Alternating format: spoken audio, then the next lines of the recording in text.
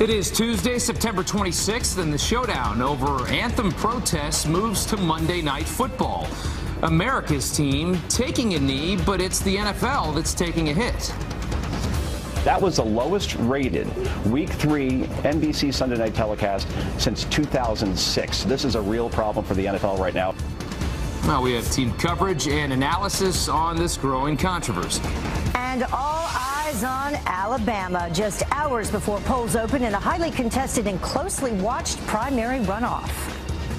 Big Luther's been making a big difference in Washington, D.C., and he's just getting started. Roy Moore is the guy that's going to represent Donald Trump and fight the establishment.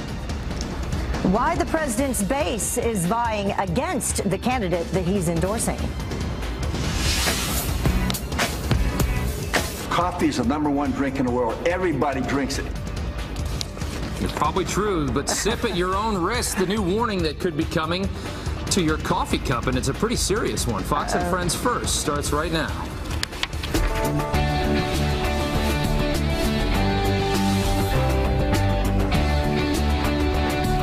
That at least. Griff Jenkins live in our nation's capital with how this is changing, evolving a little bit, and the growing backlash against the NFL. Hey, Griff. Hey, Rob and Heather, I'll tell you this rift between the president and NFL kneelers over respecting the flag is far from over. And last night's game, as you mentioned, Jerry Jones locking arms with players, taking a knee before the national anthem, then standing with them as the national anthem was performed. Now, fans booed, but Jones, who has said he believes players should honor the flag, called their move a unity statement. Across the field, Cardinals players locking arms with members of the military. And the president doubling down on criticism of the anthem protest. He tweeted this yesterday: tremendous backlash against the NFL and its players for disrespect of our country. Hashtag stand for our anthem. This as Steelers offensive tackle and former Army Ranger Alejandro Villanueva, who stood alone hand over heart on Sunday as his team remained in the locker room, weighed in on it. Take a listen. I never planned to boycott the plan that the Steelers came up with. I just thought that there was to be some middle ground where I could stay in the tunnel. Nobody would see me. And this controversy is spreading to the NBA on Media Day. Greg Popovich, coach of the San Antonio Spurs, slamming President Trump. Our country's an embarrassment in the world. You got a choice. We can continue to bounce our heads off the wall with his conduct, or we can decide that the institutions of our country are more important, that people are more important, that the decent America that we all thought we had and want is more important, and get down to business at the grassroots level and do what we have to do. The White House continues to say this is not about race or against anyone, but rather about promoting and respecting the American flag. Rob and Heather, I think we haven't heard the last on this issue, guys. No, there's a lot more football left to come this season. I mean, the season's so young. And nobody's even talking about the actual games. Who's winning, who's losing. I know, everybody's tuning in for the anthem and then probably turning it off. All right, Griff, thanks so much. Yeah. Speaking of losing. Yeah, well, you're seeing the ratings. They are taking at least a bit of a tumble in light of all this, although it hasn't been a good couple of years for the NFL, we should say, as a disclaimer before that. But let's take a look at some of the numbers here, what we've been seeing here. This is Sunday Night Football. This is one of the most popular shows on television. They do a killing on Sunday Night Football over at NBC. They are down 7% since last week. That is a very important show for NBC. Here are the rest of the ratings right there. Yeah, compared to last year, week 3 specifically, NBC down 10%, Fox down 16%. CBS, though, is up 4%. And, yeah, I mean, you make of it what you will. It's a big disparity there. You could say that maybe CBS had a really good game this week. That could be the reason why. Here is a soundbite from Joe Concha, a media reporter and a columnist for The Hill, talking about these ratings and what it means for the NFL. That was the lowest rated Week 3 NBC Sunday night telecast since 2006. So that's when you know that this isn't just, well, you know, some people are boycotting, they really don't care. No, this is a real problem for the NFL right now if those are the numbers that we're seeing. The NFL, Tucker, is awfully hypocritical here when it comes to free speech. The NFL seems to be picking and choosing its spots here in terms of what kind of free speech you could have and when. But overall, Tucker, I talked to a lot of people yesterday. The sentiment on the ground is that people agree with the president on this one. And we took a poll of our own. Fox and Friends first, this Facebook poll. Take a look. If NFL players continue to protest the national anthem, will you still tune in? 94% of you say that you will turn it off. 4% won't, their interest won't change too much, and then 2% are more likely to watch. And going back to what Joe Concha said, I mean, let's talk about some of the things the NFL has banned in the past. So they have no issue with kneeling for the national anthem, but they did ban a Tennessee Titan for wearing cleats on the field in memoriam to September 11th attacks. Right. They did not like that. Well, in Dallas, where they actually took a knee, I'm so surprised they did that back in July of 2016. That's where 5 police officers were killed, 9 others injured. Right. Those players wanted to wear stickers on their helmets, and they were not allowed to. They don't allow that. And then Colin Kaepernick goes to practice back when he was playing. He goes to a practice wearing socks that depict police officers as pigs. NFL has nothing to say about that. Right. Frankly, this is PC America at its finest. They're mortified to touch anything that has to do with race, but everything else seems to be, perfectly fine. Yeah. And that's what's so disappointing about the position that they've taken here. All right, we'll see what fans continue to do. But in the meantime, some of those fans will be voting. All eyes are on Alabama tonight as the primary race to fill an empty Republican Senate seat intensifies. Yeah, that's right. Appointed Senator Luther Strange, armed with the president's endorsement, is facing off against Judge Roy Moore, who has the backing of a former top White House strategist. Kelly Wright joins us now with the latest on that as the voters get ready to choose. Good morning, Kelly. Heather and Rob, good morning to you as well. President Trump's influence is going to be put to the test, if you will, in Alabama, a dramatic campaign that we're all watching. The president believes the race is a big deal, so on Friday he personally stumped for the man he calls Big Luther, the tall Republican senator who was appointed to finish out then-Senator Jeff Sessions' term when he became the U.S. Attorney General. President Trump even tweeted this on Monday, stating, but some of big election tomorrow in the great state of Alabama. Vote for Senator Luther Strange. Tough on crime and border, will never let you down. But some of the president's staunchest supporters, like Steve Bannon, sorry, they lost my place there. Former Alabama, they're actually supporting former Alabama Chief Justice Roy Moore. Bannon claims Strange is being supported by elite GOP members in Washington who work against the president's agenda. I think Roy Moore is the guy that's going to represent Donald Trump and fight the establishment. I mean, it's very simple. This election is $30 million being spent by Mitch McConnell and that crew of corrupt and incompetent politicians and consultants. They've raised $30 million of outside money to destroy Judge Moore. But the Trump administration continues to push for Senator Strange, Vice President Mike Pence adding his voice of support on Monday. Big Luther's been making a big difference in Washington, D.C., and he's just getting started. Now, when you look at what President Trump has accomplished, you'll see that Senator Luther Strange has been there every step of the way. And while Strange is backed by millions of dollars, he was unable to win last month's primary against Moore, which has led to the runoff today. So all eyes watching exactly what's going to take place there in Alabama. Heather? All right, very interesting. Who's supporting who? We'll see which one counts the most. See what happens as the day goes on. Thank you. Right. And don't miss Senator Luther Strange. He'll be live right here coming up on Fox and Friends, so stay tuned for that.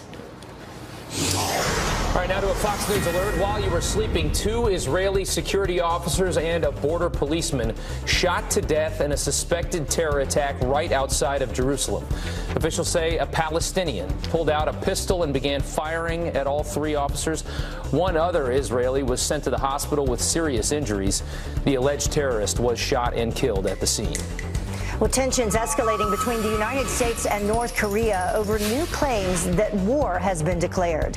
The White House firing back, denying the U.S. made any such declaration. We've not declared war on North Korea, and frankly, the suggestion of that is absurd. Well, the communist country accusing President Trump of declaring war when he tweeted about North Korea's foreign minister, quote, if he echoes thoughts of Little Rocket Man, they won't be around much longer. Now, the rogue nation now claims that it has the right to shoot down U.S. bombers even outside of North Korean airspace. All right, the Republicans' latest effort to repeal and replace Obamacare derailed yet again. But that didn't stop protesters from storming Capitol Hill. Nearly 200 were arrested, some carried out by police during a Senate hearing on the Graham-Cassidy bill. If you can't be in order, then get the heck out of here. Hear the frustration there from Orrin Hatch. At least 15 were charged with disruption of Congress. This comes after Senator Susan Collins announced that she will oppose the bill, and that could be the dagger right there, making it harder, if not impossible, for Republicans to get the 50 and then +1 with Pence to pass Graham-Cassidy. We'll see what happens. Yep. In the meantime, United Airlines plane packed with passengers is forced to go way out of its way to avoid a midair collision. The plane was headed to Chicago O'Hare Airport, making a sudden sharp turn after detecting a small glider aircraft. Yeah, witnesses say the sudden jolt on a smooth sailing flight had passengers shrieking in fear. I cannot imagine. Luckily, that flight landed safely. Nobody was hurt. The FAA now looking at what happened. Another scary moment, this time on a California tarmac where a passenger plane fills up with smoke. We do have to evacuate. We do need the aisle clear. This is for your safety. Allegiant Air passengers using their shirts to cover their faces after smoke appeared to come from the cockpit just moments after landing in Fresno, California. Some passengers say it was hard to breathe. Allegiant says the plane did have some sort of mechanical problem. That would be scary. Yeah, Figure out what that problem was. No kidding. 10 minutes after the hour, Colonel Jeffrey Powers proudly defended our nation's flag for 26 years and watched his fellow Marines die for that flag. He joins us live to explain why President Trump didn't go far enough in his criticism of those on the field in the NFL who are taking a knee. And New York Governor Andrew Cuomo not letting facts get in the way of a good political slam. Listen. We are a state of immigrants. I am an immigrant. I'm wholly against this anti-immigrant fever. Just one problem. Governor Cuomo was born in New York City. So how is he an immigrant? Yeah, we'll talk about that. And a Miss Universe contestant making a splash for all... Oh, I can't wait. Oh, we love these. Making a splash for all the wrong reasons. Stay tuned.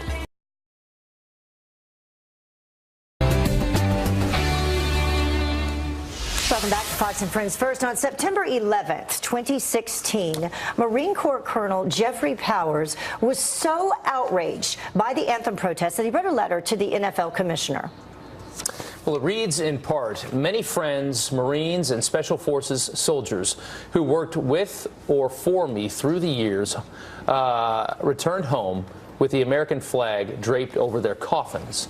Now I watch multimillionaire athletes who never did anything in their lives but play a game, disrespect what brave Americans fought and died for. Well, Colonel Powers joins us now with his reaction to the protest this weekend. Thank you, first of all, for your service, and secondly, for joining us this morning. We appreciate it. Absolutely. So what is your response? I mean, I was shocked Monday Night Football to see all of America's team kneeling before. They kneeled before the anthem, but nevertheless they kneeled. But then you saw across the field, arm in arm with the military. What do you think about what's going on right now? Well, across the league, I was disgusted with what I saw all weekend. Okay, Dallas is doing it before the anthem.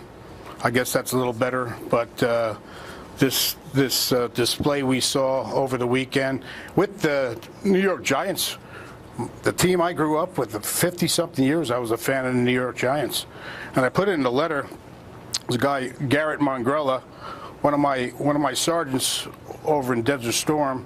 We used to talk about the Giants, and we used to talk about some of the other teams. It was kind of a unifying thing to be able to talk about football amongst the troops. And it didn't matter whether they were black, white, brown, yellow. It did not matter. They were unified. They were all green. But that was kind of a unifying thing. But Garrett Mongrella was a New York Giants fan, and you know, we were tracking the season during Desert Storm, Desert Shield, and New York Giants ended up going to the Super Bowl and winning. Well, he never got to see the game. Because he came back in a body bag, in a casket, with American flag draped over, and I see this stuff this weekend, and I'll tell you, President Trump was right on the money. Maybe he was a little soft on it.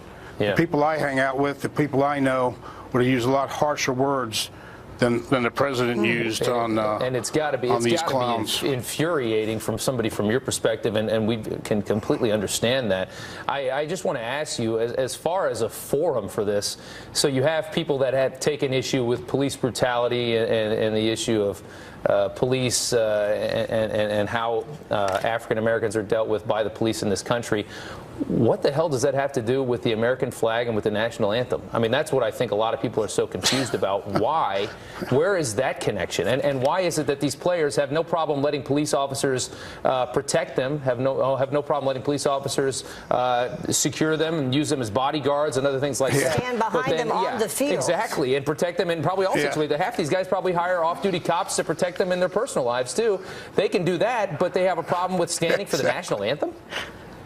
Exactly, but it's all about this look at me generation, and Hollywood and ball players. They're so special.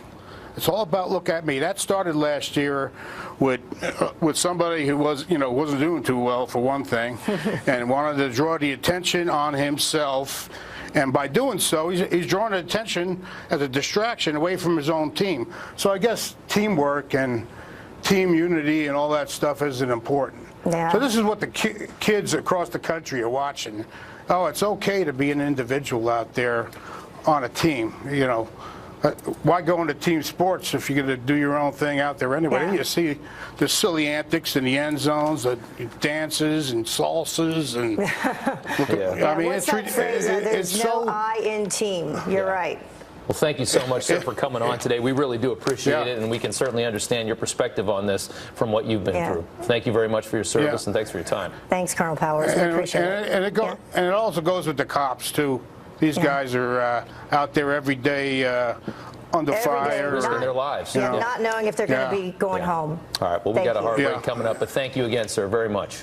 Okay, thank you. 19 minutes after the hour, NFL players say they have every right to protest. Well, so do the fans. You're not going to disrespect each and every veteran who died so that we could stay free. Yeah, that's a Steelers fan, I think. The growing backlash from fans disowning their favorite teams. That's ahead.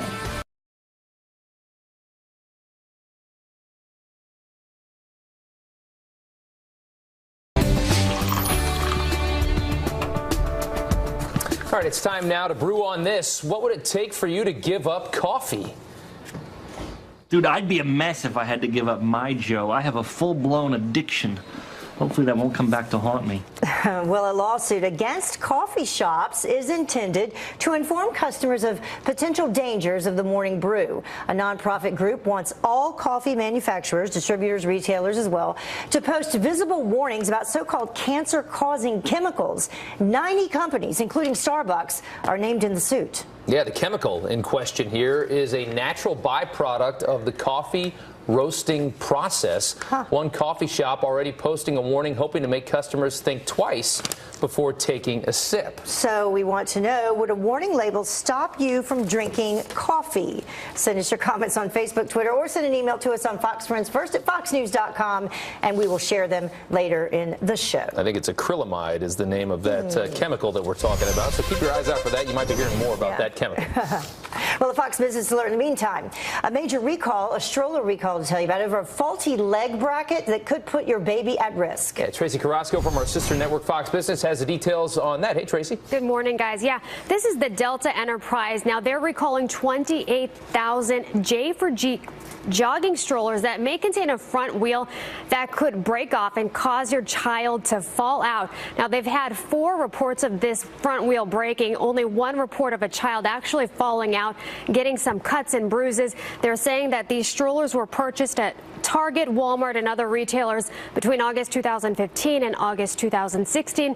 Now, you can check the label for the make and model to see if your stroller might be involved in that recall. Pretty big one. It's a lot of strollers. Yeah. And Twitter, they have a problem. They're pledging that they're going to update public policies after the tweet went out from President Trump on North Korea. Yes, that's right. They are going to update their public guidance as far as what kind of tweets can be pulled from the website or what can stay on to allow for a consideration of newsworthiness. Now, this is all an effort to make rules a little clearer for users. Now, as you said, this comes after a tweet sent out by the president. Now, North Korea took this tweet as a threat to them, basically. And here's what the president tweeted. He said, "Just heard Foreign Minister of North Korea speak at UN. If he echoes thoughts of Little Rocket Man, they won't be around much longer."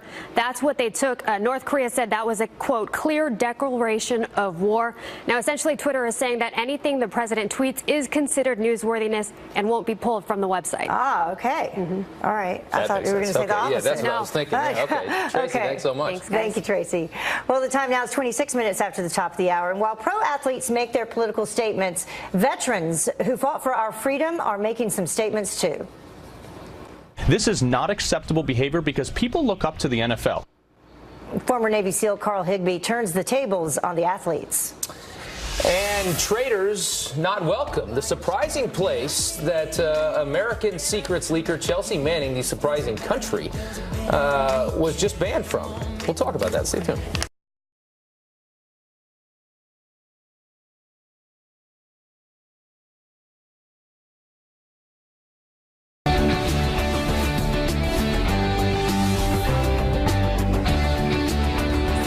All right, exactly.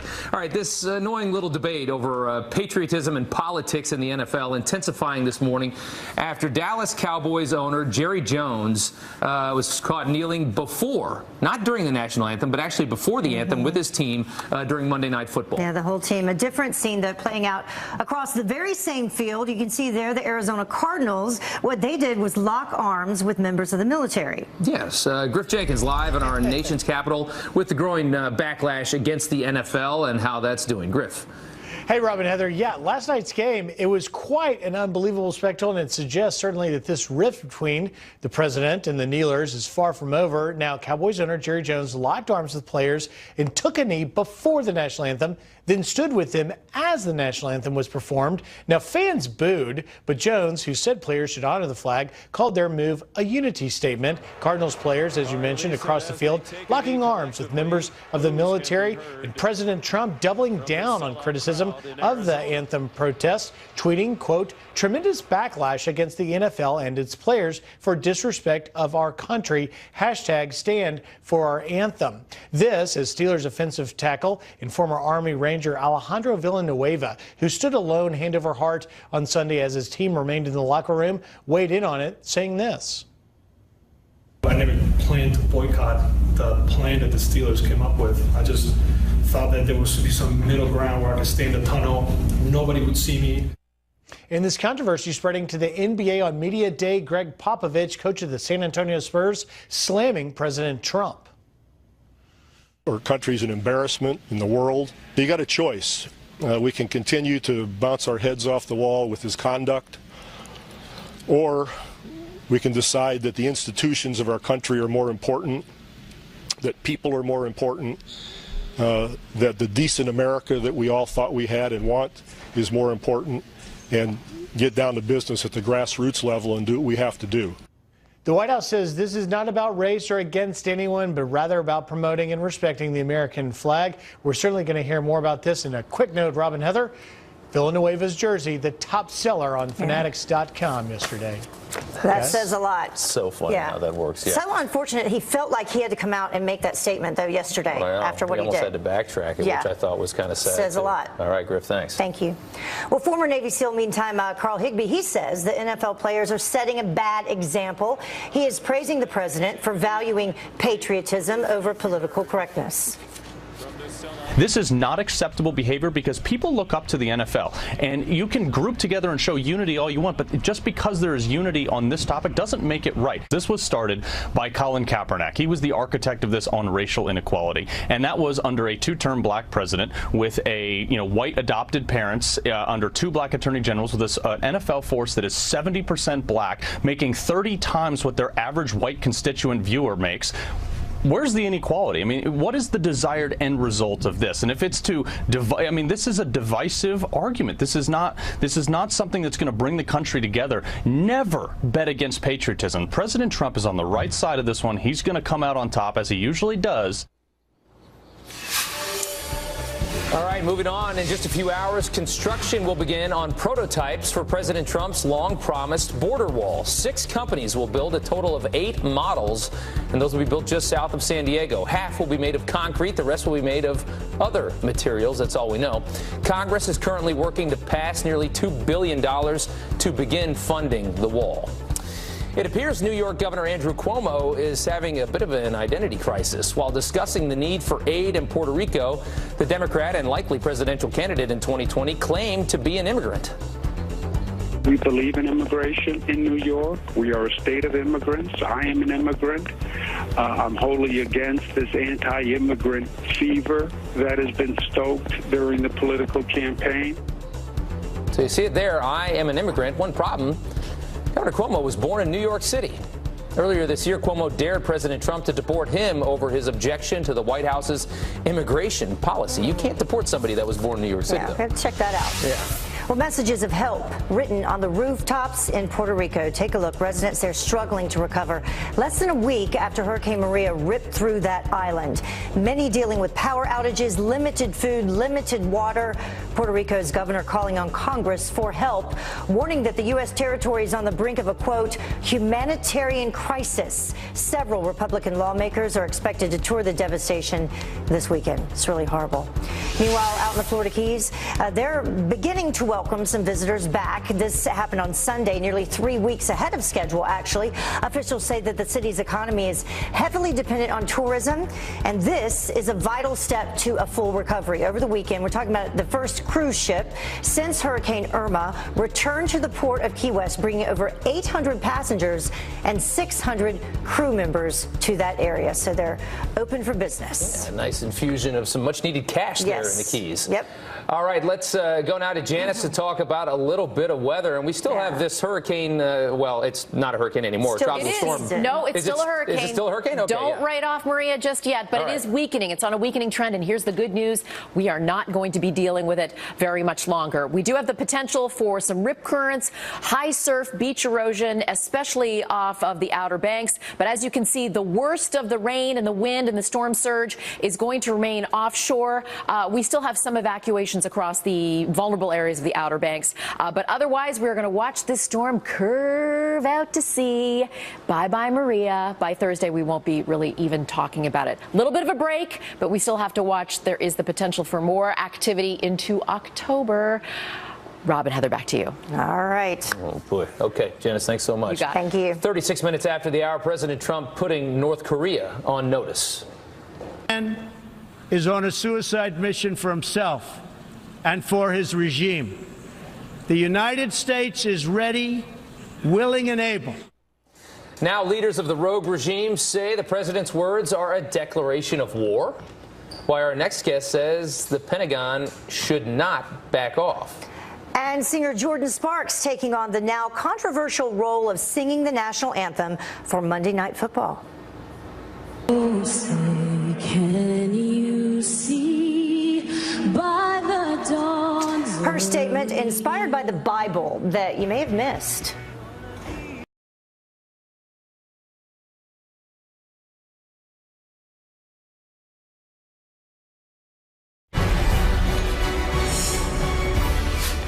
All right, the nation of North Korea, its leaders calling President Trump's latest threats a declaration of war, but the White House quickly dismissing that claim. We've not declared war on North Korea, and frankly, the suggestion of that is absurd. So what does the White House need to do next to tamp down these latest provocations? Here now to weigh in is Hudson Institute fellow and a member of the team that actually helped launch a bipartisan missile defense caucus in the House, Rebecca Heinrichs. Thank you so much for joining us, Rebecca. Good morning. So let's take a look at this tweet in question from President Trump right off the start. Get you to respond to this. He said, just heard Foreign Minister of North Korea speak at UN. If he echoes thoughts of Little Rocket Man, they won't be around much longer. Now, they consider that to be a declaration of war. They said as a result, they can shoot down U.S. missiles. They don't even have to be in their airspace. What do you think? Well, first of all, you know, the North Koreans make threats all the time. I mean, they've said that the Seth Rogen Intercept movie was an act of war. So, you know, forgot about that. They say things that are act of wars all the time. So, on the one hand, you know, you don't want to take it too seriously. On the other hand, we are talking about a nuclear state at this point. So, you know, and remember, North Korea just launched a missile that flew into Japanese airspace. If that's not an act of war, you know, it's amazing that they would think that flying B-1 bombers in international airspace over international waters would be. Of course, it is not. So the White House is right to push back forcefully. This is not an act of war. They're allowed to fly these warplanes over international waters. If the North Koreans were so foolish as to try to shoot one of these down, which I don't know if they have the capabilities to even do that, because it's unclear what capabilities they do have. But if they were to try, it would be a serious miscalculation, because the United States would obviously respond very, very forcefully. What's scary about this whole thing, though, is that while we spend all this time talking trash between the president's Twitter and whatever North Korea is saying that day or that week, you know, their military is, I assume, gaining strength, and they're learning. They're figuring this out. I mean, I think the next thing they need to figure out is the reentry on the ballistic nuclear weapons, and then they can actually do something. Whereas, you know, I mean, we've gone through 8 years of being super passive with Kim Jong-un, letting him just kind of say whatever he wants, and Obama not saying anything really in return. And now these words continue with no action, and at some point they're going to figure this out. And that's what's scary. That's exactly right. What the North Koreans have done is they've increased the tempo of their ballistic missile tests, and even whenever they blow up on the launch pad, they learn from the failures. They apply what they learn to get the capability. I recently interviewed General Hyten, who's the commander of Strategic Command, 4-star general, and we talked about this a little bit. And he said the only thing that we haven't seen them do is actually, you know, do the full end-to-end test of the missile with the nuclear capability, and we've seen them do everything else. So we need to presume that they could have the capability if they wanted to do it. We have to take that part of it seriously. But again, the Trump administration, it is enforcing this pressure campaign against the North Koreans. The Chinese are now on board with a lot of what the United States is doing. So we are making progress. We have to stay the course, make sure that our allies, the South Koreans and the Japanese, know that we have their back, and continue to squeeze so that we can solve this problem diplomatically without using force. Yeah, what's interesting is that with these bombers, they flew not only the furthest place north in the demilitarized zone than ever has happened in this century. They also flew without without South Korea or the Japanese planes escorting them. So, you know, we'll see what happens next. It definitely is escalating. They got to figure this out. Yeah, it's getting to be a little ridiculous. Rebecca, thank you so much. Thank you. Thank you. So let's bring in Todd Pirro right now. He is back here at home in Huntsville, Alabama, with a preview of the closely watched primary runoff. Yeah, Todd, tell us a little bit about this race, why it's so critical, and what you're hearing down there. Good morning, Rob and Heather from Sweet Home, Alabama. You know, they say politics make strange bedfellows, no pun intended, and this situation is certainly evidence of that. We have Luther Strange, who's being endorsed by President Trump and Mitch McConnell. Interesting bedfellows there. Then we have Roy Moore, who's being endorsed by the likes of Sarah Palin, Steve Bannon, Nigel Farage. So it's a really interesting dynamic here. Polls have favored Moore throughout this campaign, but right now it does appear that that gap is closing. Where we are right here in Huntsville, Alabama, really is more country. The whole state is really Trump country, but right here is really more country. He was endorsed by Mo Brooks. Remember, Mo Brooks, the congressman from this area, was in the race, if you recall. Well, he gave his endorsement to Moore once he was kicked out of the race. And wouldn't you know it, where does Donald Trump hold his rally for Luther Strange last week? Right here in Huntsville, Alabama. So obviously we are in store for a huge day here in Sweet Home, Alabama. It's going to be interesting to see who comes out on top. It doesn't really matter who you have backing you. That's a big name, though. What matters are the people that are there actually doing the voting. Any feeling of which way they're leaning? Well, the folks that we're going to interview today have lined up outside. They are ready to go. We're in the central time zone, so rarely when we do a diner do we get bodies in here this early, but people here are raring to go. So you can imagine that in Fox and Friends coming up in the next 3 hours, we're going to have a lot of opinions. But again, the people that we spoke to seem right down the middle. Strange and more. We're going to see. And you're in more country, you said, but then we've got Strange on more Fox country. And Friends coming up. So we're going to see a little of both sides of that, and we're going to see you eat some good breakfast too, I assume. So Todd, thanks so much.